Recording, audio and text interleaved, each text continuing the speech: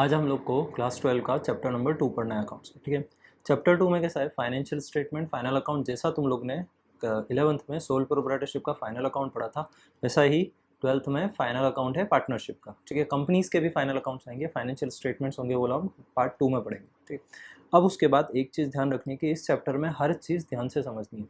मैं तुम्हें भले ही तुमने 11th में पढ़ा है या नहीं पढ़ा है, लेकिन ट्रेडिंग पीएल अप्रो, यहाँ पीएल अप्रो एक्स्ट्रा आता है, वहाँ पीएल अप्रो सोल प्रोप्राइटरशिप में नहीं आता था। तो पीएल अप्रो, फिर उसके बाद बैलेंस शीट, ये सारी चीज़ें ध्यान से समझाऊंगा, तो तुम्हें इस चीज़ का बिल्कुल ध्यान रखना है। तो फर्स्ट इसमें फाइनल अकाउंट। फाइनल अकाउंट में होता क्या है, फाइनल अकाउंट का मतलब होता है financial statements. Financial statement after journal ledger और सब्सिडरी बुक्स के बाद में जो चीज़ बनती है वो होता है ट्रायल बैलेंस। उस ट्रायल बैलेंस से हम फाइनेंशियल स्टेटमेंट्स बनाते हैं। ट्रायल बैलेंस का मतलब क्या होता है, जो बैलेंसेस होते हैं, ओपनिंग और क्लोजिंग बैलेंस होते हैं लेजर अकाउंट के। देखो मैं तुम्हें समझा देता हूँ। आस पे से देखो, सबसे पहले तुमने जर्नल एंट्रीज की, जर्नल के बाद लेजर बनती है। लेजर को हम लोग क्या बोलते हैं, लेजर में ही सब्सिडरी बुक्स भी हो जाती है और उसके साथ ही उसके बैलेंसेस भी हो जाते हैं। मतलब किसी भी लेजर को बनाया तो उसका क्लोजिंग बैलेंस आएगा। वो जो क्लोजिंग बैलेंसेस होते हैं, वो क्लोजिंग बैलेंस हम ट्रांसफ़र करते हैं ट्रायल बैलेंस में, और उस ट्रायल बैलेंस से हम लोग बनाते हैं ट्रेडिंग, पीएल और लास्ट में बैलेंस शीट। ठीक है, ये तीन चीज़ें बनती है। अब उसके अलावा पार्टनरशिप में एक चौथा और आता है PL appro account, profit and loss appropriation account और कैपिटल अकाउंट। ठीक है, कैपिटल अकाउंट की हर क्वेश्चन में नीड नहीं होगी, होती है वहाँ मैं बनवा दूंगा, नहीं होगी तो नहीं बनवाएंगे। ठीक है, लेकिन पीएल एप्रो में भी बहुत सी बार ऐसा होता है पीएल एप्रो की भी नीड नहीं रहेगी, तो पीएल एप्रो भी नहीं बनाएंगे। लेकिन ट्रेडिंग, पीएल, बैलेंस शीट तो कंपलसरी। फाइनेंशियल स्टेटमेंट का मतलब ही ये तीन चीज़ होती है, ट्रेडिंग, पीएल, बैलेंस शीट। ठीक है, उसके अलावा सीएफएस और सीएफएस यानी कैश फ्लो स्टेटमेंट, जो तुम्हारे पार्ट 2 का लास्ट चैप्टर है, एंड एक और नोट्स टू अकाउंट्स होता है, वो भी कंपनीज में आएगा। तो वो दोनों चीज़ें तो नहीं आएगी, मेन ये तीन चीज़ें अच्छे से समझने का है। क्लियर। अब उसके बाद देखो, सबसे पहले ट्रेडिंग अकाउंट होता है। देखो ट्रेडिंग में बहुत सारे आइटम्स है, ये सारे आइटम्स से पहली बार ट्रेडिंग होता क्या है, वो ट्रेडिंग के आइटम्स कौन कौन से हैं, वो सारी चीज़ें एक एक समझाऊंगा। लेकिन कुछ आइटम्स ऐसे होते हैं जो आते नहीं है, लेकिन फिर भी दिए हैं तो हम पढ़ रहे हैं। ठीक है, फर्स्ट देखो, ट्रेडिंग अकाउंट होगा कैसे, जैसा नॉर्मल अकाउंट होता है वैसा ही ट्रेडिंग अकाउंट भी होता है, कोई वो नहीं है। लेकिन ट्रेडिंग में कौन सी चीज़ आती है, जो हमारे बिजनेस से रिलेटेड है। बिजनेस से रिलेटेड का मतलब होता है जो मैन्युफैक्चरिंग और फैक्ट्री से रिलेटेड है, जो प्रोडक्ट को बनाने में चीज़ें यूज़ हो रही है। कोई भी प्रोडक्ट बनता है फैक्ट्री में बनता है, फैक्ट्री में प्रोडक्ट बन रहा है, इसका मतलब क्या होगा कि वहाँ पर जो एक्सपेंसेस लगेंगे वो सारे आएंगे ट्रेडिंग अकाउंट में। मतलब गुड्स रेडी फॉर सेल होता है, उससे पहले जो एक्सपेंस होते हैं वो सारे आते हैं ट्रेडिंग अकाउंट में। क्लियर। अब उसके बाद कैसा होता है, जो रिटेलर्स होता है, देखो रिटेलर्स गुड नहीं बनाएगा, मैन्युफैक्चरर गुड्स बनाता है, लेकिन रिटेलर्स के लिए ट्रेडिंग अकाउंट में क्या होता है, केवल परचेज से।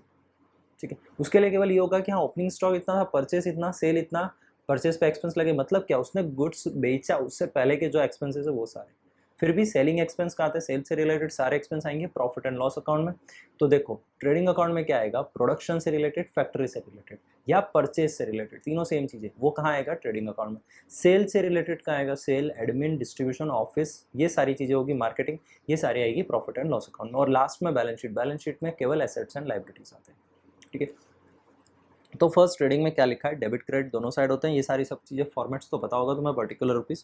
फर्स्ट है ओपनिंग स्टॉक। ओपनिंग स्टॉक का मतलब क्या, जो पहले से स्टॉक आया है, लास्ट ईयर का क्लोजिंग स्टॉक, मतलब इस साल का ओपनिंग स्टॉक। लास्ट ईयर का मतलब क्या, 31 मार्च 2000 सपोज 25, तो 31 मार्च 2025 को जो क्लोजिंग रहा वही 1 अप्रैल 2025 का ओपनिंग रहेगा। ठीक है, तो आज की रात कल का सुबह है। उसके बाद ओपनिंग स्टॉक, ओपनिंग के बाद आया परचेज। परचेज में क्या होता है, नॉर्मल जो जो तुमने चीज़ें परचेज़ की वो सारी चीज़ें परचेज होगी, ये परचेज। अब यहाँ पर एक चीज़ याद रखना, ट्रेडिंग में सारी चीज़ें जो आ रही है ना, वो गुड्स से रिलेटेड, गुड्स और सर्विस। अगर तुम्हारा गुड्स का बिजनेस है तो गुड्स से रिलेटेड, सर्विस का बिजनेस है तो सर्विस का रिलेटेड। ठीक है, गुड्स जिसका बिजनेस है उससे रिलेटेड चीज़ आएगी। तुमने फर्नीचर परचेज किया, उसको ट्रेडिंग में ट्रांसफर नहीं करते, क्यों, क्योंकि तुमने फर्नीचर एसेट्स है। गुड्स भी एक हिसाब से एसेट्स होता है, करंट एसेट्स में ही आता गुड्स। लेकिन फिर भी क्या होता है कि जिस चीज़ का तुम बिजनेस कर रहे हो, ट्रेडिंग का मतलब ही क्या होता है, बाय और सेल करना, माल को खरीदना बेचना, उसको बोलते हैं ट्रेडिंग करना। ठीक है, कोई भी चीज़ किसी भी चीज़ में हो सकती है, ट्रेडिंग का मतलब ही यही होता है कि तुमने गुड्स खरीदा, गुड्स बेचा, वो बाय और सेल, वो क्या होगा, ट्रेडिंग में आएगा।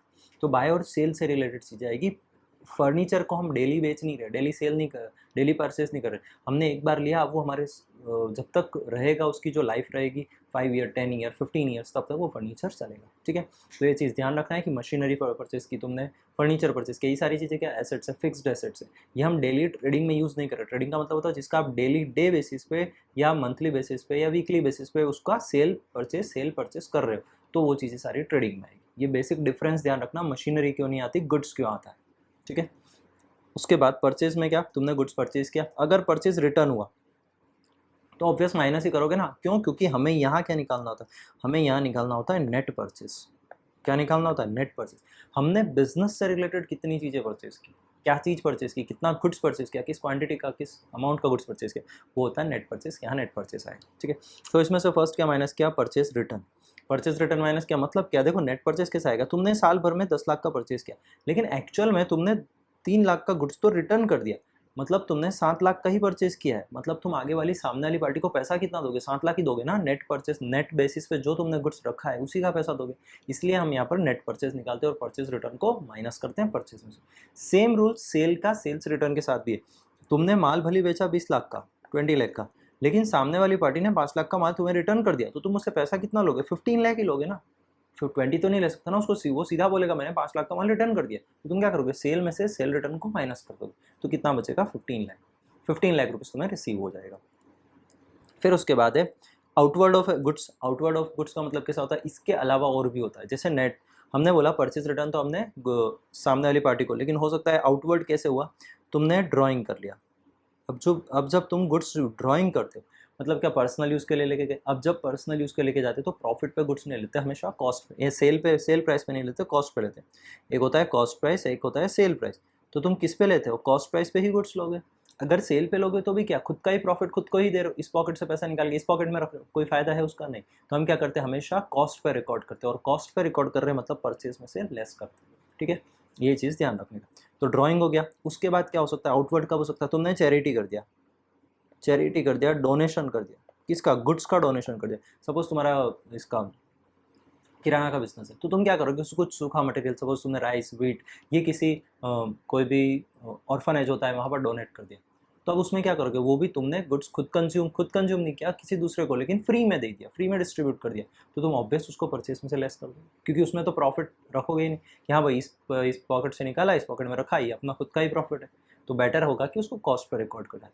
ठीक है, तो एक चीज़ ध्यान रखनी है कि हमारे बिजनेस के अलावा और कहीं गुड्स यूज़ हुआ है तो उसको हम हमेशा क्या करते हैं, लेस करते हैं।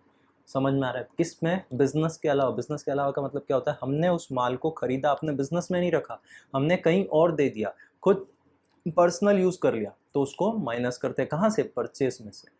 ठीक है, उसके बाद परचेज एक्सपेंस, देखो आगे अब यहाँ पर लिखा है परचेज एक्सपेंस, और उसके बाद ये प्रोडक्शन एक्सपेंस, तो प्रोडक्शन, मैन्युफैक्चरिंग, ये सारी चीज़। परचेज एक्सपेंस, जब तुम गुड्स परचेज करते हो तो कौन कौन से एक्सपेंस लगते हैं, पहला वेजेस। वेजेस का मतलब क्या, लेबर चार्ज लगेगा। तुमने माल परचेज किया, माल परचेज किया तो गुड्स को क्या, गोडाउन पे आया, तुम्हारे गोडाउन पे आया, तुम्हारी शॉप पे आया, या तुम्हारी फैक्ट्री के बाहर आया, रॉ मटेरियल आया, तो उसको लोड अनलोड, ये सब किसका काम है, लेबर का काम है। तुम तो उतारोगे नहीं, लेबर का काम है, तो लेबर क्या करेगी, वेजेस पे करने होंगे तुम्हें लेबर्स को, तो वो सारी चीज़ें इसमें आएगी। या तुम फैक्ट्री में लेबर्स वर्क करी, तुमने रॉ मटेरियल परचेज करके रखा था, फैक्ट्री में आ गया, चलो हो भी गया, लोडिंग भी हो गया, अनलोडिंग भी हो गया। अब क्या हुआ, फैक्ट्री में वर्कर वर्क करेंगे, तो वर्कर्स को जो हम पे करते हैं उसको क्या बोलते हैं, लेबर चार्जेस, या उसको क्या बोलेंगे, वेजेस बोलेंगे। ठीक है, तो ये ध्यान रखना, वर्कर को फैक्ट्री में जो पे कर रहे हैं वो कहाँ आ रहा है, ट्रेडिंग में, लेकिन जो सैलरी एम्प्लॉयज को पे की जाती है ऑफिस में, वो कहाँ आती है, पीएल अकाउंट में। ठीक है, कैरेज इनवर्ट, गुड्स अंदर आया, मतलब कैरेज इनवर्ट, जो गुड्स अंदर आया उस पर जो भाड़ा पे किया, कैरेज का मतलब भाड़ा होता है, तुमने वो जो कैरेज पे किया वो किस में आएगा, परचेस ट्रेडिंग अकाउंट में। रेलवे फ्रेट, रेलवे का कुछ भी पे किया। फिर उसके बाद ट्रांसपोर्टेशन चार्ज, और भी कोई ट्रांसपोर्टेशन चार्जेस पे किए, कार्टेज। पोर्ट चार्ज, अगर तुम्हारा गुड्स किसी और कंट्री से आ रहा है तो तुम्हें शिपिंग चार्जेस पे करना होगा, तो पोर्ट चार्जेस, डीमरेज चार्जेस, वॉरफेयर। अभी देखो तीनों चार्जेस दिए, पोर्ट चार्जेस, वॉरफेयर, ये सारे चार्जेस क्या, गुड्स हमारे पास आने, फैक्ट्री में पहुंचने से पहले का एक्सपेंस है, वो सारी चीज़ आ रही है परचेस में। उसके बाद है प्रोडक्शन एक्सपेंस। अब प्रोडक्शन में क्या क्या एक्सपेंस है, प्रोडक्शन वेजेस। अब देखो जैसे मैंने एक यहाँ बोला था ये वेजेस और एक ये वेजेस, अब यहाँ प्रोडक्शन वेजेस का मतलब क्या हो जाएगा, जो तुम्हारे गुड्स बना रहे हैं, रॉ मटेरियल को फिनिश्ड गुड्स में कन्वर्ट कर रहे हैं, वो सारे लेबर यहाँ आएंगे। और ये वो वेजेस है जहाँ पर तुमने नॉर्मल कोई गुड्स परचेज किया, या फिर ऐसे ही गुड्स, तुम्हारा काम होल सेलिंग का काम है, तुम क्या करते हो, मैन्युफैक्चरिंग से गुड्स परचेस करते हो और रिटेलर्स को सेल कर देते हो, तो वहाँ भी तो वेजेस लगते हैं, वहाँ भी तो तुम फैक्ट्री में किसी को पे करोगे, गोडाउन पे करोगे, वो किस में आएगा, वेजेस में आ जाएगा। ठीक है, उसके अलावा भी लोडिंग अनलोडिंग वाले वो भी किस में आ जाएगा, वेजेस में आ जाएगा। अब उसके बाद है रॉयल्टी चार्जेस, रॉयल्टी पे कर रहे हो तो वो भी किस पे, कोई भी चीज़ है, कोई भी तुमने प्रोडक्शन कर रहे हो या कोई भी चीज़ बना रहे हो, अब प्रोडक्शन करने में सामने वाली पार्टी बोलती है कि नहीं हमने आपको ये वाला फॉर्मूला दिया है तो आपको हमें ये चीज़ का रॉयल्टी पे करना पड़ेगा, तो किस में आएगा, प्रोडक्शन, इसमें प्रोडक्शन एक्सपेंस, ट्रेडिंग अकाउंट। फिर उसके बाद होता है फैक्ट्री एक्सपेंस, फैक्ट्री में क्या क्या एक्सपेंस लगते हैं, rent, taxes, electricity, fuel, coal, gas, ये सारी चीज़ें। Then consumable stores, oil and grease, ये मशीन्स में यूज़ होते हैं, टूल्स में यूज़ होते हैं। देन फैक्ट्री का depreciation, plant and machinery depreciation. अब देखो प्लांट एंड मशीनरी का एक्चुअल में डेप्रीसिएशन काम शो करते हैं पीएल अकाउंट में, फिर भी यहाँ ट्रेडिंग अकाउंट में दिया है कि फैक्ट्री से रिलेटेड है इसलिए, क्लियर। फिर उसके बाद नेट इफेक्ट उसका कुछ नहीं पड़ता है, तुम नेट इफेक्ट देखो कभी भी, अगर तुमने यहाँ ट्रेडिंग अकाउंट में शो किया प्लांट एंड मशीनरी का डेप्रीसिएशन, ठीक है, अभी ये प्लांट एंड डेप्रीसिएशन सपोज यहाँ क्रेडिट साइड में था 1 लाख, टोटल सारा एक्सपेंस मिला के 50,000 हुआ, ठीक है, उसमें फैक्ट्री का डेप्रीसिएशन, प्लांट एंड मशीनरी का डेप्रीसिएशन 10,000, नेट कितना आ रहा है 40,000, 40,000, ठीक है, ये हो गया तुम्हारा 40,000 जीपी आ रहा है, ग्रॉस प्रॉफिट यहाँ से निकलता है, ग्रॉस प्रॉफिट ट्रेडिंग से ग्रॉस प्रॉफिट निकलता है। अब तुम सेम चीज़ पीएल में ट्रांसफर करते हो, कितना जीपी, 40,000 ट्रांसफर करोगे, वहाँ सारा एक्सपेंस हो गया सपोज 15,000 का, तो नेट प्रॉफिट कितना बचेगा तुम्हारा, 40 - 15 यानी 25,000, क्लियर। अगर तुम ऐसा नहीं करते हो, ठीक है, तुम क्या करते हो, ये 50,000 तो यहाँ शो करते हो, लेकिन ये जो 10,000 है इसको यहाँ शो करते हो, तो क्या इफेक्ट होगा, तो तुम्हारा जीपी कितना आ जाएगा, 50,000 का जीपी आ जाएगा भाई, 1 लाख का क्रेडिट साइड का टोटल सेल हो गया, 50,000 का तुम्हारा एक्सपेंस निकल गया, तो 50,000 बचा, तुमने क्या किया 50,000 यहाँ ट्रांसफर कर दिए, 50,000 यहाँ ट्रांसफर किए। अब यहाँ पर 15,000 का एक्सपेंस तो था, प्लस 10,000 का और एक्सपेंस हो गया, तो टोटल 25,000 हो गया, तो नेट प्रॉफिट फिर भी तुम्हारा कितना होगा, 25 का 25 ही रहेगा, ठीक है। लेकिन क्या एक्चुअल में अकाउंटिंग की सारी चीज़ें पॉलिसीज ऐसी बनी हुई है कि जितना भी डेप्रीसिएशन होता है ये लोग पीएल अकाउंट में शो करते हैं, लेकिन तुम्हें समझाने के लिए ट्रेडिंग में रखा हुआ है, ठीक है। नाउ सेल्स, सेल कितने का, सेल नॉर्मल सेल जो तुमने की एक्चुअल सेल, उसमें से सेल रिटर्न माइनस करेंगे, जैसा परचेस का वैसा ही सेल का। सेल ऑफ स्क्रैप, अब यहाँ पर स्क्रैप किसका है ये चीज़ देखना, ये जो स्क्रैप है, सेल ऑफ स्क्रैप, ये गुड्स का स्क्रैप है, ठीक है। सपोज तुम्हारा गुड्स है, तुम्हारे गोडाउन में गुड्स रखा है 1 लाख का, 1 लाख का गुड्स रखा था, उसमें क्या हुआ 20,000 का गुड्स जल गया, जल के उसमें से 10,000 का गुड्स तो बिल्कुल डैमेज ही हो गया, मतलब उसको कोई खरीदे ही ना रहा, तो तुम क्या करोगे उस गुड्स को स्क्रैप में दे देते हो, ठीक है, कि हाँ भाई 10,000 का गुड्स है, स्क्रैप वाला तुम्हें 1,000 रुपया देके जा रहा है, लेकिन स्क्रैप में क्या बेचा तुमने, गुड्स बेचा है। हमेशा ध्यान रखना, एक नॉर्मल गुड्स का स्क्रैप, नॉर्मल चीज़ों का स्क्रैप होता है और एक गुड्स का स्क्रैप है। नॉर्मल चीज़ों का स्क्रैप का मतलब कैसा होता है, तुम्हारा कोई भी तुमने ईयर एंड पे क्लीनिंग करा, उसमें क्या हुआ कि लोहे के कोई चीज़ें बची, कोई चीज़ें वेस्टेज चीज़ें थी वो सब, उसके बाद अखबार का पस्ती बचा, वो सारी चीज़ें, न्यूज़पेपर सारी चीज़ें, ये सारी चीज़ें जो भी होगी ये किसमें होगा, स्क्रैप ही होता है ये भी, इसको भंगार के भाव में बेचना ही है तुम्हें, लेकिन ये नॉर्मल चीज़ है। लेकिन गुड्स का स्क्रैप का मतलब कैसा होता है, तुमने गुड्स बेचा, क्यों, क्योंकि वो डैमेज हो चुका है, कुछ पीसेस डैमेज हो गए, कोई डिफेक्टेड पीसेस हो गए, तो उसके बाद तुम उसको सेल कर रहे हो तो क्या होगा, सेल ऑफ स्क्रैप। तो जो सेल ऑफ स्क्रैप है वो गुड्स का है तो वो ट्रेडिंग में आएगा, और दूसरा अगर कोई भी स्क्रैप है तो वो कहाँ पर आएगा, पीएल अकाउंट में। मतलब अगर तुमने कोई भी मशीन है, मशीन को डिमोलिश किया, मशीन को तोड़ा, वो जितने उसके पार्ट्स थे उसको निकाल के बेच दिया, जो बिक रहे थे वो बेच दिया, बाकी का लोहा था तो लोहा भंगार के भाव में गया, तो वो सारी चीज़ें क्या होगी, वो भी होगा सेल ऑफ स्क्रैप, ठीक है, वो भी मशीन को डिमोलिश करके बनाया, तो अब वो जो मशीन को तुमने वेस्टेज बेचा वो किस में आएगा, पीएल अकाउंट में आएगा। लेकिन अगर गुड्स का हुआ तो गुड्स किस में आएगा, ट्रेडिंग अकाउंट, तो ये ध्यान रखना है, ठीक है। उसके बाद क्लोजिंग स्टॉक, क्लोजिंग स्टॉक है, क्लोजिंग स्टॉक का एक सीधा सा रूल है, क्या, कॉस्ट और NRV which ever is lower, उस पर कॉस्ट क्लोजिंग स्टॉक को शो करते हैं, ये आगे आएगा हमारे, जैसे जब हम पढ़ेंगे तब क्लोजिंग स्टॉक का वैल्यूएशन का रूल है, ठीक है। तो ये क्लोजिंग स्टॉक दिया रहता है तुम्हें कि कितना क्लोजिंग स्टॉक है, ऐसा कैसा आ जाएगा। देन जो भी बचा, अगर तुम्हारा डेबिट साइड ज़्यादा है, अगर डेबिट साइड ज़्यादा है क्रेडिट साइड कम है, तो इसका मतलब क्या होगा, तुम्हें ग्रॉस लॉस होगा। लेकिन अगर क्रेडिट साइड ज़्यादा हो डेबिट साइड कम है तो तुम्हें क्या होगा, ग्रॉस प्रॉफिट, मतलब credit side more than debit side, तो क्या होगा, ग्रॉस प्रॉफिट, ठीक है। ये सारी चीज़ें बनाने का और प्रैक्टिस करना है। पहली बात तो ट्रेडिंग का खत्म। Now profit and loss account, profit and loss का मतलब क्या, फर्स्ट यहाँ पर ग्रॉस प्रॉफिट आया तुम्हारा, ठीक है, इसको इनकम स्टेटमेंट भी बोलते हैं, एक चीज़ ध्यान रखना, ये क्या है, इनकम स्टेटमेंट है profit and loss. Gross profit आया, ग्रॉस प्रॉफिट के बाद क्या, यहाँ पर सारी चीज़ें, क्रेडिट साइड में ऑल इनकम्स आ गया, डेबिट साइड में ऑल एक्सपेंसेस आ गए, ठीक है। ट्रेडिंग में भी यही था, इनकम एक्सपेंसेस। अभी इनकम में क्या, discount receive, discount receive, discount receive कैसे होता है, होता क्या है बता देता हूँ, तुम्हें आता है बट फिर भी समझा देता हूँ। क्रेडिटर, क्रेडिटर होता है, क्रेडिटर किसको बोलते हैं, जब तुमने गुड्स क्रेडिट पे परचेज किया, जिससे तुम क्रेडिट पे गुड्स परचेज करते हो उसको क्रेडिटर बोलते हैं। अब इस क्रेडिटर को क्या हुआ, क्रेडिटर से तुमने माल परचेज कर लिया, तुम्हें इस क्रेडिटर से 1 लाख का परचेज किया, ठीक है, इसने क्या किया, तुम्हें डिस्काउंट दिया, इसने बोला कि 15 दिन के अंदर अंदर पेमेंट कर दोगे तो 5% का डिस्काउंट। 5% का मतलब क्या, 5000 का तुम्हें डिस्काउंट मिल गया, तुमने 15 दिन में पे कर दिया, तो तुम्हें नेट पेमेंट कितना किया, 95,000 का, ठीक है। अब ये जो 5000 का है ये क्या है, तुम्हें डिस्काउंट रिसीव हुआ है, क्या हुआ है, डिस्काउंट रिसीव हुआ। तुमने किसी को डिस्काउंट नहीं दिया, सामने वाली पार्टी ने तुम्हें डिस्काउंट दिया, तो तुम्हें डिस्काउंट रिसीव है। तो डिस्काउंट रिसीव किधर आएगा, क्रेडिट साइड, ठीक है। तो डिस्काउंट रिसीव्ड इनकम हो गया। उसके बाद रेंट रिसीव, तुमने कोई प्रॉपर्टी रेंट पे दे रखा है। कमीशन रिसीव, कमीशन से इनकम हो रही है तुम्हें। ब्रोकरेज से इनकम हो रही है, कोई भी तुमने इधर उधर का माल एक्सचेंज करवाया, कुछ भी करवाया, ब्रोकरेज रिसीव हुआ। कंसाइनमेंट कमीशन रिसीव्ड, कंसाइनमेंट का इंडिविजुअल एक बीकॉम में चैप्टर है, ये पूरा उसी के बेस पे, ठीक है। तो मैं इस चीज़ को नहीं समझा रहा हूँ, बट एक चीज़ फिर भी थोड़ा बता देता हूँ कि कंसाइनमेंट होता है क्या है। कंसाइनमेंट का मतलब कैसा होता है, थोड़ा ही समझाऊंगा बिल्कुल स्मॉल में। कंसाइनमेंट का मतलब कैसा होता है, तुम्हारा बिजनेस है अहमदाबाद में, तुमने क्या किया, तुमने अपना बिजनेस एनलार्ज करना था, तुमने क्या किया, सूरत में उसका एक और ब्रांच डालनी। अब सूरत में ब्रांच डालनी है तो तुम क्या करते हो, तुम बोलते हो कि यार मैं वहाँ बिजनेस डालूँ, इससे अच्छा क्या करते हैं, वहाँ का जो लोकल पर्सन है उसको माल देना स्टार्ट करता हूँ। उसको तुमने क्या किया, सूरत वाले को, यहाँ अहमदाबाद वाले ने माल देना स्टार्ट किया, मतलब तुमने सूरत वाले को माल देना स्टार्ट किया। अब सूरत वाले को माल मिल गया, अब वो क्या करेगा, उस गुड्स को बेचता है। तो तुम क्या बोलते हो, एक काम कर, ये गुड्स हमारी तरफ से यहाँ रख, तुझे कुछ वो, तुझे कस्टमर आया उसको बेचना है, कन्विंस करना है, जो भी उसमें से बनेगा वो परसेंटेज हम तुझे दे देंगे, तुझे माल खरीद नहीं लेना है हमसे, तू बस ऐसा हमारा एजेंट बैठ, हमारे गुड्स का एजेंट तू है, तू यहाँ पर बैठ और तू इस गुड्स को सेल कर। इसको क्या बोलते हैं, कंसाइनमेंट बोलते हैं। देखो एक्चुअल चीज़ में कैसा होता है, एक तो होता है कि तुम सामने वाले का गुड्स उससे परचेज करो, तुम वहाँ गए, वहाँ तुमने माल देखा और उसके बाद तुम परचेज करके लेके आओ और एक टाइम पे पेमेंट कर दो, चाहे माल सेल हुआ है चाहे नहीं हुआ है, ये एक बिजनेस अलग है। लेकिन यहाँ क्या हो रहा है, अहमदाबाद वाला खुद बोल रहा है तू माल रख तेरी दुकान पे, बिके, पैसे देना तुम अपना कमीशन कट करने के बाद में, ठीक है। उसको क्या बोलते हैं, कंसाइनमेंट का बिजनेस। क्लियर, मतलब क्या, एक तुम्हारी वहाँ पर ब्रांच हो गई एक हिसाब से, जो जहाँ पर तुम गुड्स रहने देते हो और ईयर एंड पे सारी चीज़ें बना देते हो, ठीक है। तो इसमें और ज़्यादा डिटेल्स में तुम लोग को बीकॉम में आएगा, लेकिन अभी इतना सा ध्यान रखना। एक बिजनेस में क्या हो रहा है, जहाँ पर तुम जो भी है, सूरत वाला अगर तुमसे माल लेके जाएगा तो टाइम पे पेमेंट करेगा, लेकिन कंसाइनमेंट वाले बिजनेस में ऐसा कुछ नहीं होता है, ठीक है। उसका माल बिकेगा, वो पैसा देगा, माल नहीं बिका तुम अपना माल लेकर जाओ, वो तुम्हें स्पेस दे रहा है बस, और कुछ नहीं है। नाउ नेक्स्ट है इंटरेस्ट ऑन इन्वेस्टमेंट, तुमने इन्वेस्टमेंट कर रखा है उसमें इंटरेस्ट मिल रहा है। लोन लैंड, तुमने लोन पे लोन दे रखा है किसी को, तो उस पर तुम्हें इंटरेस्ट मिल रहा है। बैड डेट्स रिटर्न, यानी बैड डेट्स रिकवरी है एक्चुअल में, ये इधर आता नहीं है बट ठीक है, वो ठीक नहीं ये आएगा, बैड्स प्रोविजन नहीं आता, सॉरी।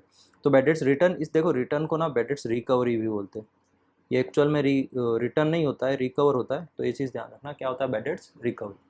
उसके बाद profit on sale of assets, profit on sale of assets, कौन सा प्रॉफिट है, कौन सा एसेट है ये, तुम्हारा मशीनरी है, सपोज मशीनरी का कॉस्ट है, मशीनरी का कॉस्ट है 10 लाख रुपए, उस पर तुमने 8 साल यूज़ किया उस मशीन को, तो डेप्रीसिएशन लग गया 8 लाख का, ठीक है। तो अब तुम्हारा मशीन कितने का बचा, 2 लाख का। ध्यान से समझना, कॉस्ट कितना तुमने मशीन खरीदा, कितना, 10 लाख में। कब खरीदा, सपोज तुमने खरीदा 1 अप्रैल 2014 को। अब इस मशीन को 8 साल हो गया, मतलब 14 और 8 22, यानी 1 अप्रैल 22 को तुम इस मशीन को डेप्रीसिएशन चार्ज 8 लाख हो चुका है, अब इस मशीन को तुम बेच रहे हो। अब तुम मशीन को बेच रहे हो, तुम्हारी मशीन की वैल्यू कितनी है एक्चुअल, 2 लाख रुपये। 2 लाख का मशीन तुम बेच रहे हो कितने में, तो देखो ये 2 लाख का मशीन बिक रहा है तुम्हारा 3 लाख में, मतलब 1 लाख का तुम्हें क्या है, प्रॉफिट। ये किधर आएगा, profit on sale of assets, PL के क्रेडिट्स। लेकिन अगर तुमने इस 2 लाख के मशीन को 1.5 लाख में बेचा, तो तुम्हें क्या है, 50,000 का लॉस है, 50,000 का लॉस है, तो ये किधर आएगा, इधर डेबिट साइड में। देखो यहाँ लिखा होगा कहीं, ये लिखा है loss on sale of assets, ठीक है। उसके बाद नेक्स्ट है sale of old newspaper. Old newspaper को तुमने, ओल्ड न्यूज़पेपर अभी मैंने बताया, देखो जैसे पस्ती था इधर ऊपर बताया था, ये जो था सेल ऑफ स्क्रैप, तो ये सेल ऑफ स्क्रैप है, तो ये किसका स्क्रैप है, मशीनरी गुड्स का स्क्रैप, गुड्स जो कट गया फट गया कुछ तो हो गया, तो उस किस में आएगा, ट्रेडिंग में। लेकिन अगर उसके अलावा कोई भी स्क्रैप है तो वो कहाँ आएगा, पीएल अकाउंट में। ये इनकम फ्रॉम स्क्रैप आ गया वही। सेल ऑफ ओल्ड न्यूज़पेपर इसने अलग से दिखाया, पस्ती में कुछ वो नहीं, ठीक है। उसके बाद सन्ड्री इनकम, और भी कोई बचा कुछ ऐसा इनकम है जो नहीं वो हो रहा है, उसको अलग से बाइफरकेट नहीं कर पा रहे, तो वो किस में आ जाएगा, सन्ड्री इनकम। सन्ड्री और मिसलेनियस सेम ही होता है, बचा कुछ ही, ठीक है। ऐसी चीज़ें जिनको नॉर्मल नाम देके तुम डिफाइन नहीं कर सकते, तो सब मिक्स है, उसको उसमें डाल दो। अब उसके बाद डेबिट साइड में डेबिट साइड में क्या, अगर लॉस होगा तो यहाँ आएगा। बाकी एडमिन एक्सपेंस, एडमिन का मतलब होता है जितना भी ऑफिस से रिलेटेड एक्सपेंस होगा, ऑफिस में सैलरी देना है, रेंट देना है, लाइट बिल भरना है, वाटर बिल है, वो सारी चीज़ें किस में होगी, एडमिन एक्सपेंस में। कौन सा देखो, पहला ट्रेडिंग एक्सपेंस, कोई भी ट्रेडिंग से रिलेटेड एक्सपेंस हो गया, वो सारी सैलरी, अलाउंसेस, बोनस। फिर उसके बाद रेंट हो गया, इंश्योरेंस प्रीमियम, इंश्योरेंस ले रखा है कंपनी ने तो इंश्योरेंस पे करेगी। फिर उसके बाद टैक्सेस पे करने हैं, पोस्टेज, टेलीग्राम पोस्टेज पहले होते थे। उसके बाद प्रिंटिंग, स्टेशनरी, लीगल चार्जेस मतलब किसी लॉयर को दिए, तुमने कोई लाइसेंस लिया उसका फ़ी पे किया, तुम्हारा कोई हर 3 साल में कुछ रिन्यू करवाना है, उसमें तुम्हें फ़ी पे करना होता है, लीगल चार्जेस पे करने होते हैं। तुम्हारा अगर रेंट एग्रीमेंट करवाना है, वकील का हेल्प लेना है, तो वो आ जाएगा लीगल चार्जेस में। उसके बाद ऑडिट फीस, सीए को जो फीस पे करते हो वो ऑडिट फीस में आ जाएगा। फिर उसके बाद इलेक्ट्रिसिटी एक्सपेंस हो गया। फिर उसके बाद सेल एंड डिस्ट्रीब्यूशन देखो इजी है, कुछ खास नहीं था किसी में भी। सेल्स एंड डिस्ट्रीब्यूशन से गुड्स सेल करना है तो उसके ऊपर एक्सपेंसेस लगेंगे। डिस्ट्रीब्यूशन, जैसे अमूल का सबसे अच्छा एग्जांपल है, अमूल डिस्ट्रीब्यूशन करता है।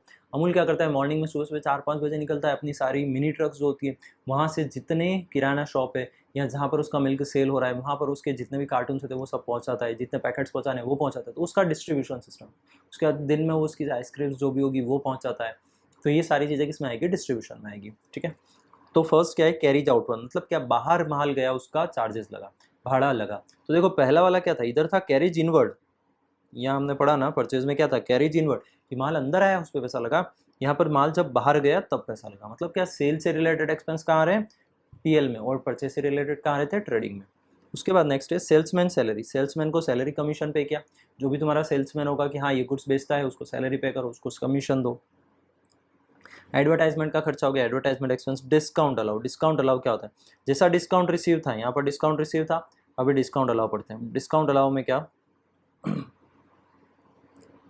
तुम्हारा कोई डेटर है, ठीक है, डेटर का मतलब क्या होता है, जिसको तुमने माल क्रेडिट पे सेल किया, तुम क्रेडिट पे सेल करते हो, तो जब क्रेडिट पे सेल करते हैं तो क्या तुम्हें पैसा मिलेगा, फ्यूचर में पैसा मिलेगा, अभी नहीं मिलेगा, फ्यूचर में मिलेगा।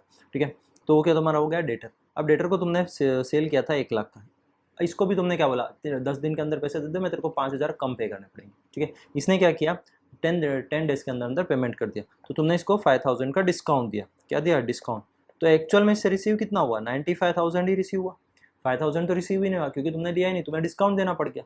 तो तुमने जो डिस्काउंट दिया वो तुम्हारा एक हिसाब से क्या एक्सपेंस है, लॉस है भाई, लॉस ही है ना। बाकी अगर वो 10 दिन के बाद पे करता है तो तुम्हारा 1 लाख रुपया इनकम आता, लेकिन यहाँ 5,000 का क्या हो गया, लॉस हो गया, तुम्हें 5,000 का लॉस हो गया, तो ये लॉस किधर आएगा, पीएल में डेबिट साइड आएगा। तो इसलिए यहाँ लिखा है डिस्काउंट अलाउ, मतलब तुमने अलाउ किया है, रिसीव में तुम्हें रिसीव हो रहा है, और यहाँ अलाउ में तुम किसी को अलाउ कर रहे हो कि भाई 1 लाख की जगह तू 95 ही पे कर, क्यों, क्योंकि तूने 10 डेज के अंदर पेमेंट कर दिया। नाउ डिस्काउंट रिजर्व भी बना रहते हैं। डिस्काउंट रिजर्व किसके लिए होता है, कुछ लोग ऐसे होते हैं जो मतलब ऐसा है कि अभी पैसा नहीं दे रहे, ठीक है, अभी वो क्या है कि 50,000 का तुमने माल बेचा, वो क्या कर रहा है, धीरे धीरे करके पैसा दे रहा है। सपोज अब उसका पैसा बचा है 5,000, उसमें उसने 5,000 पे करने में बहुत टाइम लगा दिया, उसमें भी वो डिस्काउंट मांगता है तुमसे। तो तुम क्या करते हो, कुछ ऐसे लोग होते हैं हर बिजनेस में बहुत वैसे, जो उनको क्या करना है कि डिस्काउंट चाहिए ही चाहिए, तो इसके लिए तुम हल्का सा थोड़ा डिस्काउंट रिजर्व बना के रखते हो कि हाँ भाई 10,000 रुपये का डिस्काउंट रिजर्व तो बना के रखना ही पड़ता है। कि कुछ लोग ऐसे होते हैं जो लास्ट टाइम तक पेमेंट करने में भी बहुत किचकिच करते हैं, तो उनको थोड़ा बहुत डिस्काउंट दे देते हो कि हाँ भाई तुझे 5,000 पे करने, एक काम कर तू 500 रुपया कम पे कर, तो 4,500 का बिल क्लियर कर और बात खत्म कर। ठीक है, तो ये सारी चीज़ें किसके लिए होती है, डिस्काउंट रिजर्व के लिए होती है। नाउ एक्सपेंस ऑफ शोरूम का एक्सपेंसेस लगा है। फिर उसके बाद गोडाउन का एक्सपेंस लग रहा है। पैकिंग एक्सपेंस, पैकिंग मटेरियल को पैक कर रहे हो या कुछ गुड्स कहीं पार्सल करना है उसकी पैकेजिंग चल रही है, वो सारा पैकिंग एक्सपेंस में आ जाएगा। नाउ फाइनेंशियल एक्सपेंस जो भी तुम लोन ले रहे हो, ये उससे रिलेटेड कोई भी एक्सपेंस होगा वो फाइनेंशियल एक्सपेंस में। इंटरेस्ट ऑन पार्टनर्स लोन, अगर हमने पार्टनर से लोन लिया, ये पार्टनरशिप फर्म है तो फर्म क्या करती है, पार्टनर से भी लोन लेती है, जो जब वो पार्टनर से लोन लेती है उसको इंटरेस्ट पे कर रही है, वो फर्म के लिए क्या एक्सपेंस है, तो किधर आएगा, डेबिट साइड में। फिर उसके बाद इंटरेस्ट ऑन बैंक ओवरड्राफ्ट, हमारे बैंक में चल रहा है। ओवरड्राफ्ट का मतलब तुम्हें पता ही होगा, देखो ओवरड्राफ्ट का मतलब भी समझा देता हूँ। तुम्हारे बैंक अकाउंट में 1 लाख रुपया है, लेकिन तुम क्या ड्रॉ करते हो, 1,50,000 का चेक ड्रॉ करते हो। ठीक है, चेक तुमने 1.5 लाख का ड्रॉ कर दिया, तो बैंक क्या करेगा, अपने पास से 50,000 रुपये मिला के तुम्हारा 1.5 लाख का चेक क्लियर कर देगा। क्यों, क्योंकि तुम्हें एक ओडी फैसिलिटी मिला है, ओवरड्राफ्ट फैसिलिटी। ठीक है, ओवरड्राफ्ट फैसिलिटी का मतलब क्या होता है, तुम्हारे अकाउंट में पैसा नहीं है फिर भी कुछ अमाउंट का तुम्हें एज अ क्रेडिट मिला हुआ है, तुम उसको विड्रॉ नहीं कर सकते हो, लेकिन कभी चेक विड्रॉ किया तो उसके बेसिस पे चेक क्लियर हो जाता है। सपोज तुम्हें ओवरड्राफ्ट का फैसिलिटी 1 लाख का मिला है, मतलब तुम 1 लाख तक इजीली पैसा बैंक के थ्रू पहुंचा सकते हो, ठीक है। तुम्हारे अकाउंट में बैलेंस 0 है, लेकिन तुम्हारे पास 90,000 का चेक है, तुमने चेक ड्रॉ किया, निकाल दे दिया, तो भी बैंक क्या करेगा, 90,000 तुम्हारे बिहाफ पे कर देगा, क्योंकि तुमने उसको उसने तुम्हें ओवरड्राफ्ट की फैसिलिटी दी। ओवरड्राफ्ट फैसिलिटी एक हिसाब से शॉर्ट टर्म लोन होता है, ठीक है, एक छोटे पीरियड के लिए। कैश क्रेडिट भी सेम ही चीज़ होती है, एक शॉर्ट टर्म के लिए तुम्हें लोन प्रोवाइड किया जाता है। उसको भी पता है कि हाँ 2 दिन 4 दिन इसके अकाउंट में पैसे आते रहते हैं, जैसे ही पैसे आएंगे तो पहला काम अपना बैलेंस अलग करना पड़ेगा। हाँ भाई, इसका ओवरड्राफ्ट 90,000 का था, पैसा क्लियर करो, तो उसके पास रखेगा ऐसा, ठीक है। उसके बाद है इंटरेस्ट ऑन बोरोड लोन। तुमने कैसे लोन बोरो किया, कोई फाइनेंशियल इंस्टीट्यूशन, कोई बैंक, वहाँ इंटरेस्ट पे कर रहे हो। बैंक चार्जेस कमीशन, बैंक को चार्जेस पे कर रहे हो, बैंक चार्जेस पे करना है, कमीशन पे करना है। मैनेजर्स कमीशन, मैनेजर का कमीशन पे करना है। Now other expense and losses, दूसरे कौन कौन से, डोनेशन एक्सपेंस, कहीं डोनेट किया उस पर एक्सपेंस लगा। ऑफिस एसेट्स, किसी भी एसेट्स का डेप्रीसिएशन लगा। फिर उसके बाद बेड डेट्स, बेड डेट्स का कैसा, ट्रायल बैलेंस का सीधा है। बेड डेट्स का एडजस्टमेंट हम लोग उसमें पढ़ेंगे जब आए, देखेंगे। TAAT याद रखने का, ठीक है। क्या, फर्स्ट है ट्रायल बैलेंस, दूसरा है एडजस्टमेंट, तीसरा भी एडजस्टमेंट, चौथा भी बेड डेट्स रिजर्व का ट्रायल बैलेंस। मतलब क्या करना है, पहले बेड डेट्स में जो दिया है, गिवन है, उसमें ट्रायल बैलेंस वाले में एडजस्टमेंट वाला ऐड करना है, और BDR एडजस्टमेंट भी ऐड करना है, और लास्ट में BDR का ट्रायल बैलेंस माइनस कर देना। ये आएगा हमारे पास, हम अच्छे से उसमें देखेंगे, ठीक है।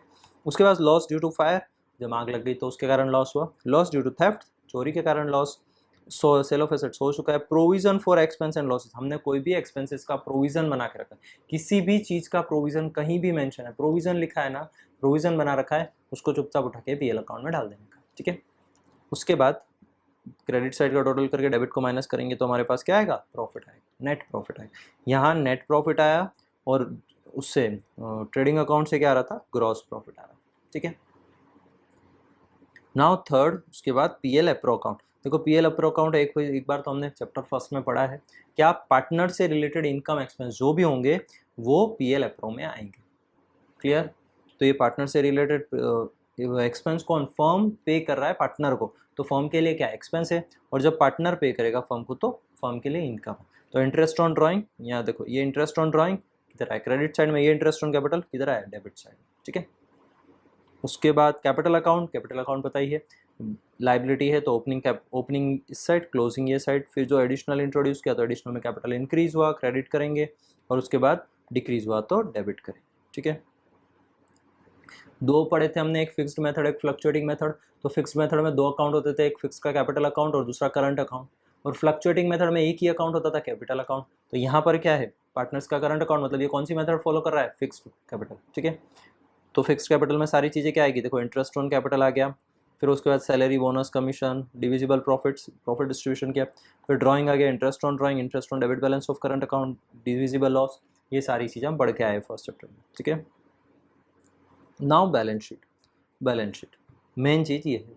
अगर आगे कुछ गलत, तुम्हें आंसर कब पता चलता है, लास्ट में जब बैलेंस शीट टैली नहीं होती तब जाके पता चलता है कि आंसर रॉन्ग था या सही, हमने कुछ गलती की, ठीक है। बहुत सी बार बच्चे बैलेंस शीट टैली करवा के आ जाते हैं, होती नहीं है, करवा के आते हैं, ओवर स्मार्ट होते हैं, नहीं बनना, जितने हो उतने ही रहो।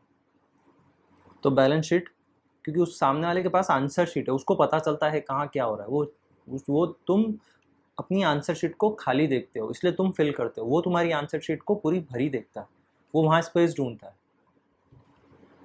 तो बैलेंस शीट में फर्स्ट क्या, एसेट्स, दूसरा लाइबिलिटी, ठीक है। एसेट्स में कौन कौन सा, फिर non current assets, current assets, ठीक है। 2 ही टाइप की एसेट्स होती है, एक non current, current. Non current का मतलब क्या, जो मोर देन 12 मंथ्स के लिए होती है। करंट एसेट्स का मतलब क्या, जो लेस देन 12 मंथ्स के लिए होती है। फिर उसके बाद नॉन करंट में क्या क्या, फिक्स्ड एसेट्स, फिक्स में टेंजिबल, इंटेंजिबल। टेंजिबल जिसको टच कर सकते हो, इंटेंजिबल जिसको टच या नहीं देख सकते। टेंजिबल में क्या क्या, land, building, fridge, leasehold properties, vehicles, machine, furniture and fittings, ठीक है। इंटेंजिबल में patent, trademark, copyright, goodwill. Investment, investment in government security, तुमने गवर्नमेंट सिक्योरिटी में इन्वेस्टमेंट कर रखा है। Investment, investment in provident fund, provident fund में investment कर रखा है। फिर उसके बाद अब देखो ये जो एसेट्स है, टेंजिबल और इनटेंजिबल, इन सब पे क्या लगता है, डेप्रीसिएशन लगता है, ठीक है। जो एसेट्स की वैल्यू को टाइम के साथ डिक्रीज करती जाती है, एक्सेप्ट लैंड। लैंड पे कभी भी डेप्रिसिएशन नहीं लगता है, बाकी बिल्डिंग पे भी डेप्रिसिएशन लगता है। देखो एक चीज़ है यहाँ क्वेश्चन कि बिल्डिंग पे डेप्रिसिएशन, बिल्डिंग का वैल्यू तो बढ़ रहा है, लेकिन तुम जैसे फ्लैट में कैसा होता है, तुमने सपोज फ्लैट खरीदा 10 लाख रुपीज़ का, लेकिन आज उसकी वैल्यू हो चुकी है 80 लाख रुपीज़, 80 लाख रुपए, तो तुम क्या बोलोगे कि बिल्डिंग पे डेप्रिसिएशन क्यों लगा? क्योंकि बिल्डिंग की वैल्यू तो ओवरऑल टाइम के साथ बढ़ रही है ना, फ्लैट की वैल्यू तो बढ़ रही है ना, फ्लैट की वैल्यू कैसे डिक्रीज हो रही है? लेकिन एक्चुअल में ऐसा नहीं होता है। हमेशा याद रखना कि जहाँ पर वो बना हुआ है उस जगह की वैल्यू बढ़ रही है, उस लैंड की वैल्यू बढ़ रही है, कभी बिल्डिंग के फ्लैट की वैल्यूएशन नहीं बढ़ रही। ठीक है, इसलिए तुम्हें वो प्राइसेस ज़्यादा लगते हैं, तुम्हें लगता है कि फ्लैट की वैल्यू इंक्रीज हो रही है। उसके बाद नेक्स्ट है fixed capital. Fixed capital capital liabilities होता है। तो देखो जहाँ फिक्स्ड कैपिटल फॉलो करोगे वहाँ दोनों कैपिटल होते हैं, फिक्स भी होता है, फिक्स का अमाउंट फिक्स में और करंट का अमाउंट करंट में। ठीक है, अगर फ्लक्चुएटिंग है तो एक ही अकाउंट होगा कैपिटल अकाउंट, और कैपिटल में जितने पार्टनर है ए बी सी, 3 पार्टनर है तो 3 पार्टनर का नाम, 2 पार्टनर है तो 2 पार्टनर का नाम। उसके बाद है रिजर्व्स। जो भी रिजर्व होंगे, all reserve and provisions are liabilities. हम लोग ने चैप्टर 4 में पढ़ा था रिवैल्यूएशन के टाइम पे कि ऑल प्रोविजन एंड रिजर्व्स क्या होते हैं, लाइबिलिटीज होता है। उसके बाद general reserve, capital reserve, other reserve, जितने भी रिजर्व है सारे रिजर्व आ गए। जिस भी चीज़ के पीछे रिजर्व लिखा है उसको उठा के एकदम से लाइबिलिटी साइड रखना है। ठीक है, उसके बाद है non current liabilities. Non current liabilities ऐसा लाइबिलिटीज जो मोर देन 12 मंथ्स के लिए होता है। मोर देन 12 मंथ्स का मतलब क्या, लोन फ्रॉम बैंक, बैंक से लोन लिया 5 ईयर्स 10 ईयर्स के लिए। Loan from financial institution, financial institution मतलब नॉन बैंकिंग फाइनेंशियल इंस्टीट्यूशन जो भी होते हैं उनसे अगर लोन लिया। एक होता है बैंक, जैसे SBI, HDFC, ये सारे क्या बैंक्स में आते हैं, लेकिन जो बजाज लोन है या फिर इंडिया हाउसिंग बुल्स है, इंडिया बुल्स हाउसिंग है, ये सारे क्या है, NBFCs है, नॉन बैंकिंग फाइनेंशियल कॉरपोरेशंस। ठीक है, उसके बाद है लोन फ्रॉम फ्रेंड्स, ये तो डूबता ही है, ये तो कुछ फ़ायदा नहीं है। Partners loan,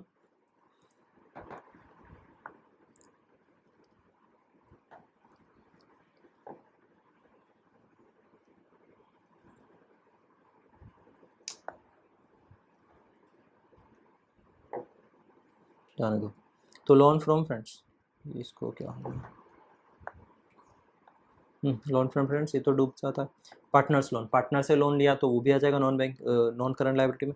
current liability, current liability क्या, ये बैंक ओवरड्राफ्ट आ गया, अभी ऊपर पड़ के आया। ओवरड्राफ्ट क्या होता है, शॉर्ट टर्म होता है। तो शॉर्ट टर्म का मतलब क्या, करंट लाइबिलिटीज, जो चीज़, वो लाइबिलिटीज जो मोर लेस देन 12 मंथ्स के लिए होती है। देन सन्ड्री क्रेडिटर्स, क्रेडिटर्स है, क्रेडिटर का मतलब क्या, जिसको हमने क्रेडिट, जिससे हमने गुड्स क्रेडिट पे परचेज किया है। और यहाँ डेटर्स था, डेटर्स, डेटर ये, जिससे हमें क्रेडिट पे गुड्स सेल किया। उसके बाद बिल्स पेएबल, हम बिल पेएबल करना बाकी है, पे करना बाकी है। Expense, outstanding expense, income received in advance, taxation provision, provident fund, interest outstanding on partners loan. Interest, कोई भी चीज़ आउटस्टैंडिंग है, मतलब क्या यहाँ सारी चीज़ें कौन सी आ रही, जो चीज़ें आउटस्टैंडिंग है वो सारी चीज़ें आउटस्टैंडिंग एक्सपेंस। ठीक है, और इधर कौन सा आएगा, सारी एडवांस चीज़ें जो हमने एडवांस में पे कर रखी है, ये लिखा है प्रीपेड एक्सपेंस, मतलब क्या, एडवांस एक्सपेंस। ठीक है, एडवांस एक्सपेंस और आउटस्टैंडिंग इनकम किधर आएगा, एसेट्स में। आउटस्टैंडिंग एक्सपेंस और एडवांस इनकम किधर आएगी, लाइबिलिटी में।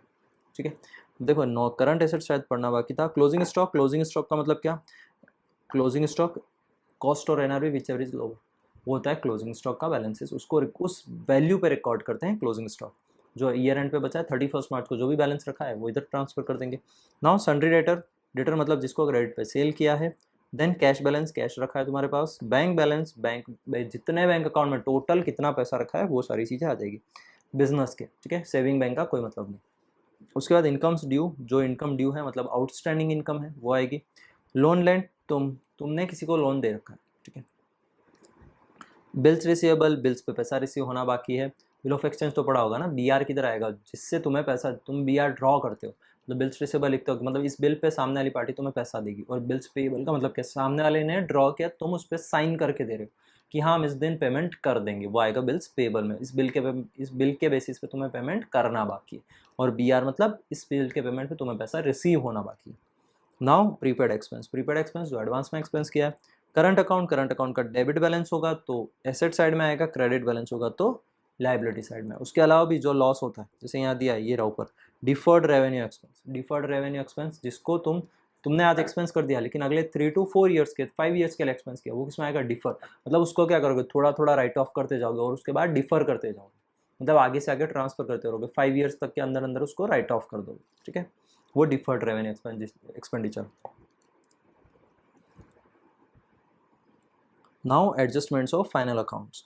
देखो एडजस्टमेंट्स में क्या एक सीधी सी बात है, जिन्होंने ओल्ड गोल्डन रूल पढ़े हैं उन लोगों के लिए एडजस्टमेंट्स है, जिन्होंने मॉडर्न रूल पढ़े हैं उन लोगों के लिए एडजस्टमेंट्स नहीं होते। क्यों? क्योंकि वो नॉर्मल चीज़ है, कोई एडजस्टमेंट जैसी चीज़ होती ही नहीं। मॉडर्न रूल का मतलब क्या होता है? जैसे डेबिट क्रेडिट, यहाँ पर एसेट्स, एक्सपेंस, इधर लाइबिलिटी और इनकम। ठीक है, जब भी एसेट्स इंक्रीज होता है डेबिट करते हैं, जब भी एसेट्स डिक्रीज होता है क्रेडिट करते हैं, जब भी लाइबिलिटी इंक्रीज होती है क्रेडिट करते हैं, जब भी लाइबिलिटी डिक्रीज होती है डेबिट करते हैं। ये एक सिंपल सा रूल है। क्या है? मॉडर्न रूल है। ठीक है, और गोल्डन रूल में जो पर्सनल रियल नॉमिनल वाले अकाउंट्स होते हैं वो गोल्डन रूल। तो ये किसके लिए है? गोल्डन वालों के लिए। मॉडर्न वालों के लिए कुछ नहीं होता। मॉडर्न वालों को तुम कहीं भी कुछ भी वो करवा सकते हो, उसके लिए कोई एडजस्टमेंट चीज़, एडजस्टमेंट नाम ही नहीं होता है। जो भी चीज़ है एंट्री पास करनी है, एंट्री हो जाती है। ठीक है, तो अभी मैं तुम्हें मॉडर्न रूल से समझा रहा हूँ कैसे चीज़ें होगी, क्या क्या चीज़ होगी। क्लोजिंग स्टॉक को ट्रांसफर करना है, क्लोजिंग स्टॉक टू ट्रेडिंग। इसका तो वैसे सच कुछ काम नहीं है। आउटस्टैंडिंग एक्सपेंस, पहला आउटस्टैंडिंग एक्सपेंस क्या होता है? लाइबिलिटीज होता है। आउटस्टैंडिंग एक्सपेंस लाइबिलिटी इंक्रीज हुआ किधर जाएगा? क्रेडिट साइड को। ठीक है, और डेबिट में उसका रेस्पेक्टिव एक्सपेंस आ गया। प्रीपेड एक्सपेंस का मतलब क्या होता है? एसेट्स होता है। एसेट्स इंक्रीज हुआ किधर जाएगा? डेबिट में। तो ये क्या हो गया? प्रीपेड एक्सपेंस डेबिट में आ गया, और उसका रेस्पेक्टिव किधर आएगा? क्रेडिट में आएगा। रिसीवेबल इनकम का मतलब क्या? इनकम रिसीव होना बाकी है। ठीक है, तो ये क्या होगा? एसेट्स होगा। इंक्रीज हुआ किधर जाएगा? डेबिट में। ये डेबिट में आ गया, रेस्पेक्टिव इनकम क्रेडिट। ठीक है, income received in advance, income advance में रिसीव हुआ है, मतलब क्या है तुम्हारे लिए? लाइबिलिटी। लाइबिलिटी इंक्रीज हुआ तो किधर जाएगा? क्रेडिट साइड में। तो ये क्रेडिट में लिखा है इनकम रिसीव्ड इन एडवांस, और ऊपर रेस्पेक्टिव इनकम। देन डेप्रीसिएशन भी क्या है? एक्सपेंस से इंक्रीज हुआ, डेबिट को भेज दो, ये भेज दिया, और उसकी रेस्पेक्टिव एसेट्स क्या? एसेट्स ऑब्वियस डिक्रीज होती है ना। अब 10 लाख की मशीन है, तुमने डेप्रीसिएशन चार्ज किया तो वो 9 लाख की बचेगी ना, तो तुम्हारी एसेट डिक्रीज हुई, किधर जाएगा? क्रेडिट साइड को। ये आ गया। Bad debts return of, bad debts right of कर रहे हो, यहाँ पर क्या हो रहा है? बैड डेट्स तुम्हारा लॉस है, इंक्रीज हुआ, डेबिट को जाएगा। और डेटर क्या है? डेटर एसेट्स है, एसेट्स भी डिक्रीज हो गया। तो भाई 50,000 रुपये तुम मांगते थे, लेकिन 10,000 रुपये वाला बैड डेट्स ही डूब गया, बैड डेट्स हो गया, उसने पैसा ही नहीं दिया, तो क्या हो गया? तुम्हारा डेटर कम हो गया, इन डिक्रीज हुआ क्रेडिट साइड को। बैड डेट्स रिजर्व क्या होता है? All reserve and provisions are liabilities. Reserve provision increase हुआ, किधर भेजोगे? क्रेडिट साइड में। और उसको रेस्पेक्टिव अभी हम पढ़ के आए, कौन सा था? पीएल अकाउंट था। पीएल में डेबिट साइड शो करते हैं, बैड डेट्स रिजर्व को कोई भी प्रोविजन जो तुमने क्रिएट किए वो किधर आएंगे? पीएल में। Discount receive on debtors, discount receive का मतलब discount reserve receive, discount reserve on debtors, debtors पे डिस्काउंट रिजर्व रखा है कि हाँ भाई ये लोग पैसा देंगे कि नहीं देंगे, तो भी क्या एक टाइप का रिजर्व है, इंक्रीज हुआ लायबिलिटी क्रेडिट साइड को। ठीक है, तो ये आ गया क्रेडिट साइड में डिस्काउंट रिजर्व ऑन डेटर्स। उसके बाद है अनरिकॉर्डेड क्रेडिट परचेज। देखो पहले तुमने रिकॉर्ड नहीं किया तो रिकॉर्ड करो, क्या करोगे? परचेज को इंक्रीज कर दोगे, परचेज अकाउंट डेबिट, तो किसके? अगर तुमने क्रेडिट पे परचेज किया तो क्रेडिटर्स, क्योंकि कैश वाला तो उसी टाइम हो जाता है ना तो किस क्या होगा? Purchase to creditors. उसके बाद नेक्स्ट है अनरिकॉर्डेड क्रेडिट सेल, मतलब क्या? तुमने क्रेडिट पे सेल की बट उसको रिकॉर्ड नहीं किया, तो रिकॉर्ड करोगे कहाँ? क्रेडिट सेल, सेल को इंक्रीज कर दोगे, सेल इनकम होती है, किधर जाएगी? क्रेडिट साइड को। उसके साथ डेटर, क्रेडिट पे सेल किया मतलब क्या? डेटर, डेटर एसेट्स होता है, किधर जाएगा? डेबिट को। तो तुमने डेबिट में लिखा है और दूसरा सेल्स क्रेडिट में। Now unrecorded credit purchase return, unrecorded credit purchase return, goods तुमने परचेज रिटर्न तो किया लेकिन उसका अनरिकॉर्डेड था, तो रिकॉर्ड करो, क्या करोगे? परचेज में से माइनस कर दोगे, तो परचेज में से लेस करना, परचेज को डिक्रीज करना, मतलब किधर लिखना है? क्रेडिट साइड में। ठीक है, तो ये आ गया परचेज रिटर्न। और डेबिट में क्या आएगा? क्रेडिटर्स। क्रेडिटर्स का क्या? तुम्हें क्रेडिटर्स, अब देखो अनरिकॉर्डेड क्रेडिट परचेज का होता क्या? तुमने 10,000 का माल परचेज किया था, अब तुम क्या कर रहे हो? उसमें से 5,000 का माल रिटर्न कर रहे हो, मतलब क्या? अगर रिटर्न नहीं करते तो क्या पूरा 10,000 पेमेंट कर देते? तो यहाँ 5,000 का पेमेंट कम करना पड़ेगा, मतलब क्रेडिटर कम हुआ, तो किधर जाएगा? डेबिट साइड पे। क्रेडिटर लाइबिलिटी होता है, डेबिट को जाएगा। उसके बाद अनरिकॉर्डेड क्रेडिट सेल रिटर्न, मतलब सामने वाली पार्टी ने तुम्हें रिटर्न किया, तुमने 1 लाख का माल बेचा, उसने 10,000 का वापस रिटर्न कर दिया, तो तुम्हें डेटर अब कितना होगा? 90,000 रह जाएगा 1 लाख की जगह। तो 10,000 से क्या हो गया? सेल कम हो गया, डेटर कम हो गया, डेटर एसेट से डिक्रीज हुआ क्रेडिट साइड को। डेबिट में क्या आएगा? सेल रिटर्न टू डेटर्स, तो ये sale return to debtors. Then 14 purchase return, ये सारी चीज़ें मैं 11th में बता दूँ, तुम्हें देखना है तो 11th में जब चैप्टर आएगा तब वहाँ पर भी जाके देख सकते हो। ठीक है, purchase return record to sales book, purchase return को purchase return recorded to sale book, ये रेक्टिफिकेशन वाली एंट्रीज जो तुम 11th में पढ़ते थे। परचेज रिटर्न किया, उसको रिकॉर्ड क्या कर दिया? एज अ सेल्स बुक में रिकॉर्ड कर दिया। किया क्या तुमने? परचेज रिटर्न किया। परचेज रिटर्न किधर जाता है? डेबिट में। ठीक है, हाँ परचेज रिटर्न जाता है क्रेडिट में। तुम्हारा एंट्री क्या था, नॉर्मल एंट्री पहले करके देखो, आधा आधा पढ़ने का, ठीक है। सबसे पहले परचेस रिटर्न, अगर नॉर्मल परचेस रिटर्न होता तुम एंट्री क्या करते, purchase return creditor account debit to purchase return कर देते कि क्रेडिटर डिक्रीज हुआ, परचेस रिटर्न किधर क्रेडिट को चला जाएगा, ठीक है। एक तो ये हो गया क्रेडिटर टू परचेस रिटर्न। अब उसने क्या किया, तुमने क्या किया, वो सेम चीज सेल बुक में रिकॉर्ड कर दी, सेल बुक में की ना, हाँ, recorded to sale book, sale book में रिकॉर्ड की, मतलब क्या, तुमने सेल को बढ़ा दिया। सेल बुक क्या होती है, 7 टाइप की सब्सिडरी बुक्स थी, उसमें से सेल बुक क्या होती है, जिसमें तुम क्रेडिट का सेल रिकॉर्ड करते हो। अब क्रेडिट का सेल रिकॉर्ड करते हो मतलब तुम एंट्री क्या करते हो, डेटा टू सेल करते हो। तुम्हें एंट्री क्या करनी थी, क्रेडिटर टू परचेस रिटर्न। तुमने गलती से जाके सेल को बढ़ा दिया, तो पहला काम तो सेल को डिक्रीज करो। सेल को डिक्रीज करना मतलब सेल को डेबिट में लिखना। दूसरा, एक और क्या चीज लिखनी थी डेबिट में, क्रेडिटर को डेबिट में लिखो। तीसरा, देखो सबके डबल डबल इफेक्ट है, तो पहला क्या हो गया, सेल डेबिट में आ गया, दूसरा क्रेडिटर डेबिट में आ गया, तीसरा अब लिखना क्या था, परचेज रिटर्न का एंट्री करना बाकी था, तो परचेज रिटर्न करो। और चौथा क्या, जो तुमने डेटर को बढ़ाया था, तुम्हारी सेल बुक के कारण डेटर बढ़ गया था, तो डेटर को डिक्रीज करो, मतलब क्रेडिट में आ जाएगा। तो ये देखो, इसने 2 एंट्री किया है, पहला सेल टू डेटर, दूसरा क्रेडिटर टू परचेज रिटर्न। उसके बाद है sale return recorded to purchase book, sale return को गलती से परचेज बुक में रिकॉर्ड कर दिया, तो इसका भी अलग अलग कर देते हैं, फालतू में सेम नहीं करना।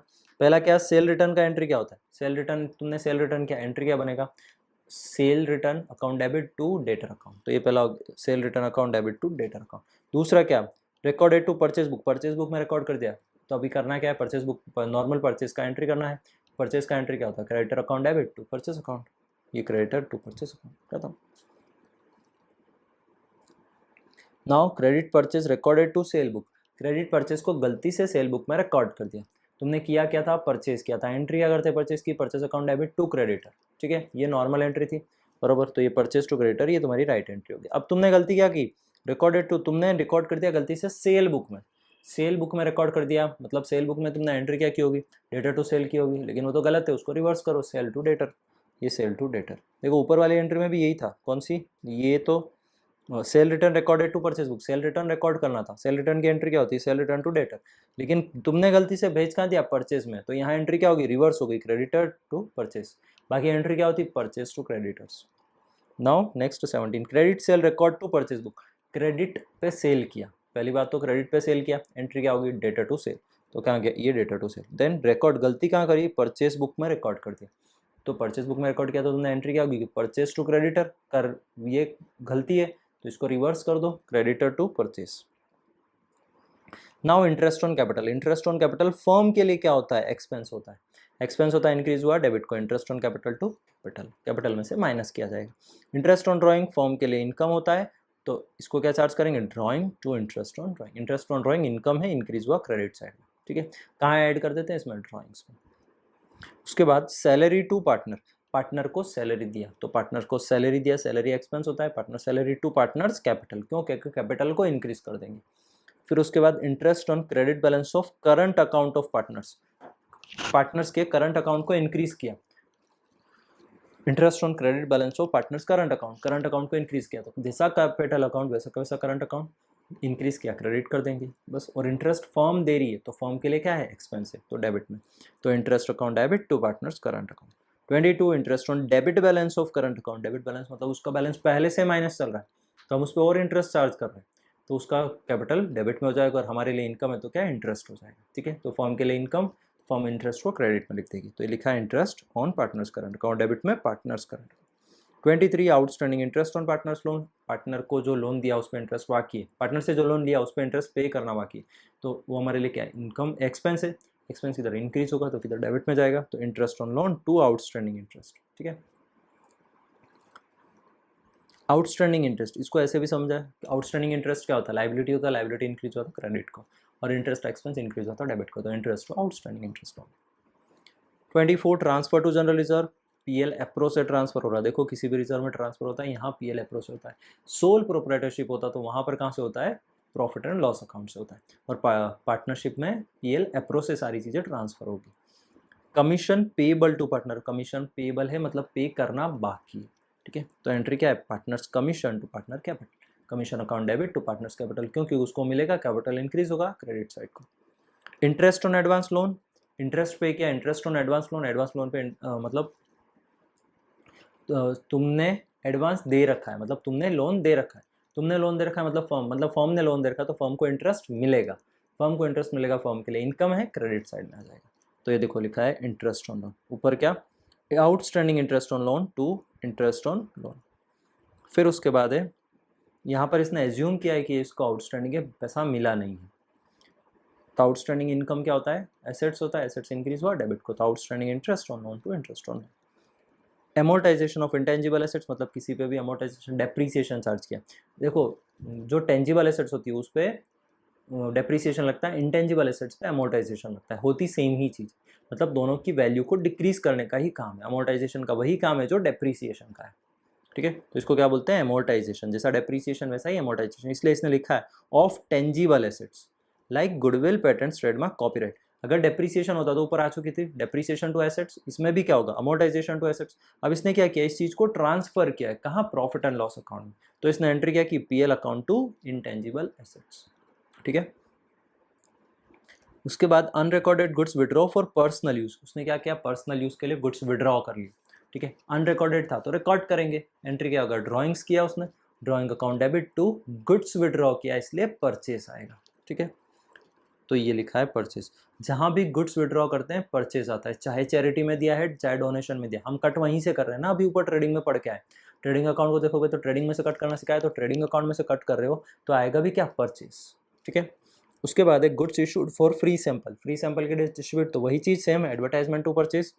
फिर उसके बाद स्टेशनरी स्टॉक, अब स्टेशनरी होता कि साहब पेन पेंसिल रबर, जो भी बिजनेस को स्टेशनरी चाहिए, रजिस्टर चाहिए, बुक्स जो भी चाहिए, बिजनेस क्या करता है, सारी चीज़ें यूज़ नहीं कर पाता तो उसके बाद स्टॉक में रह जाती है, तो वो क्या हो गया, एज अ क्लोजिंग स्टॉक हो गया, लेकिन किसका, स्टेशनरी का, तो वो भी सेम ही चीज़ है, जैसे क्लोजिंग स्टॉक का ट्रीटमेंट होगा वैसे ही स्टेशनरी स्टॉक का भी होता है, बस इसकी वैल्यूएशन नहीं होती कि हाँ भाई इतना रखा है गुड्स, अप्रोक्स रखा है, 2000 का खरीदा था, 500 का गुड्स रखा है।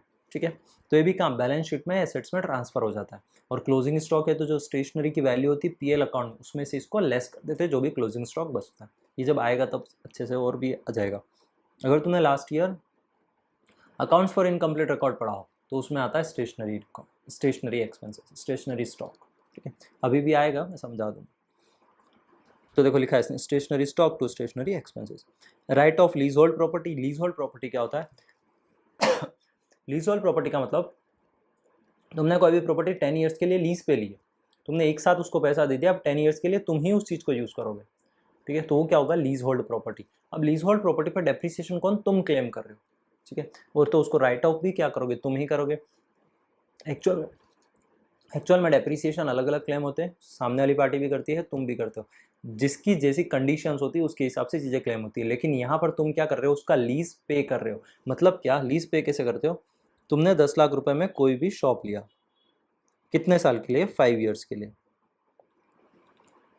5 ईयर्स के लिए तुमने 10 लाख का शॉप लिया, तो अब हुआ क्या, तुमने 10 लाख एक साथ पे कर रहे, तुम क्या करोगे, डिवाइड बाय 5 कर दोगे, तो अब 2 लाख रुपया तुम एवरी ईयर राइट ऑफ करते हो कि भाई 5 साल में मैंने 10 लाख रुपया यूज़ कर लिया लीज के मामले। ठीक है, फिर उसके बाद receivable interest dividends on share and other investment. Receivable interest dividends मतलब रिसीवेबल इन फ्यूचर रिसीव होगा, ये क्या एसेट्स होती है, डेबिट में चला जाएगा, रिसीवेबल इनकम मतलब अकाउंट डेबिट टू जो भी रेस्पेक्टिव इनकम होगी वो, इंटरेस्ट तो इंटरेस्ट, डिविडेंड तो dividend. Personal asset introduced by partner, partner कोई भी चीज़ पर्सनल लेके आता है तो वो एज इंट्रोड्यूस कैसे होती है, कैपिटल, तो क्या एंट्री लिखा है, asset account debit to partners capital. ठीक है, बिजनेस के लिए एसेट से इंक्रीज हुई डेबिट को जाएगा, और पार्टनर के लिए कैपिटल, हमारे लिए लाइबिलिटी है, पार्टनर्स का कैपिटल इंक्रीज हो गया, क्रेडिट को चला जाएगा। ठीक है, तो बस ये चीज़ें ध्यान रखें, किसमें, एडजस्टमेंट में, ध्यान से इन एडजस्टमेंट्स को देखने का, पढ़ने का।